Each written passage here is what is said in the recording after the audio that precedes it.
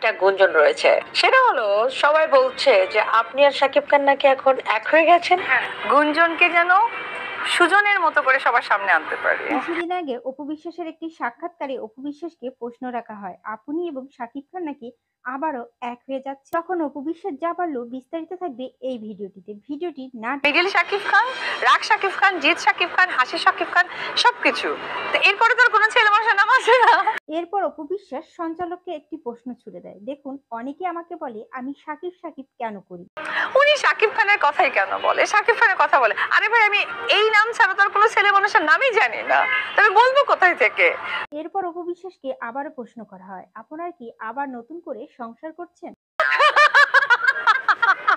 হ্যাঁ, এটা বলবো না। একটা গুঞ্জন রয়েছে, সেটা হলো সবাই বলছে যে আপনি আর শাকিব খান নাকি এখন এক হয়ে গেছেন। অপু বলে, সবাই আমাদের জন্য দোয়া বা আশীর্বাদ করবেন, আমরা যেন সুখী হই। বলে না যে যার কিছু রটে তার কিছু বটে, সো ওয়েট করতে হবে। ঠিক ওইরকম আবার কি গুঞ্জন, গুঞ্জনকে যেন সুজনের মতো করে সবার সামনে আনতে পারি।